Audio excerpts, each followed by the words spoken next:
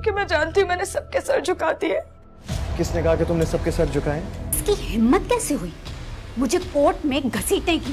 मैं मानता हूँ कि इनसे गलती हुई है, लेकिन इसका मतलब ये नहीं है कि इंसान एक और गुनाह करे। मैं इनकी बहू हूँ, इसलिए तो खुद को खत्म करना चाह रही थी। ये बड़ों का मामला है, बेहतर है दूर रहो। नाजरीन, ड्रामा सीरियल कफ़ारा की आने वाली एपिसोड बहुत ही ज़्यादा इंटरेस्टिंग बनने वाली है। नेक्स्ट एपिसोड में आप देखने वाले हैं किरण ये समझती है उसकी वजह से उसके घर वालों की काफ़ी बदनामी हो चुकी है।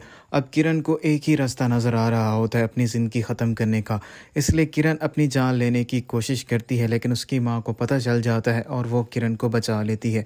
इतनी देर में सलार और सितारा भी वहाँ पर पहुँच जाते हैं और सलार को भी ये बात मालूम हो जाएगी किरण ने खुदकुशी करने की कोशिश की है। सलार किरण को समझाता और उसे कहता है तुम्हें खुदकुशी नहीं करनी चाहिए, तो बहादुर बनना चाहिए और लोगों का सामना करना चाहिए। लोग तो इंसान को जीने नहीं देते। अगर तुम ऐसे बुज़दिल बन के आज खुदकुशी करोगी तो कल इसी वजह से तुम्हारी माँ करेगी और फिर तुम्हारा बाप भी खुदकुशी कर लेगा। क्या तुम यही चाहती हो? किरण सलार को जवाब देती है मुझसे बहुत बड़ी गलती हुई है और मुझे सिर्फ यही एक रास्ता नज़र आ रहा था।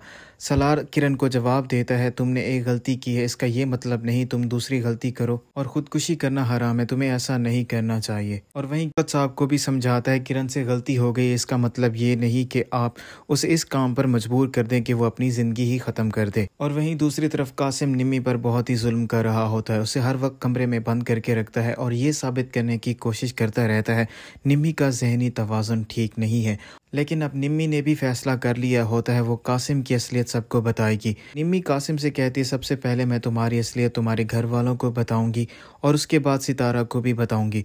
तुम मुझे सितारा समझ रहे हो जो तुम्हारी चालाकियों की भेंट चढ़ जाएगी, लेकिन ऐसा कुछ भी नहीं होने वाला, मैं तुम्हें एक्सपोज करके रहूंगी। निम्मी की बातें सुनने के बाद कासिम को बहुत ही ज़्यादा निम्मी पर गुस्सा आता है और वो निम्मी को थप्पड़ मारता है और उसे कहता है तुम्हारी हिम्मत कैसे हुई और तुमने सोच भी कैसे लिया मैं तुम्हें ऐसा करने दूंगा, अगर तुमने ऐसा किया तो मैं तुम्हारी ज़ुबान खींच लूँगा।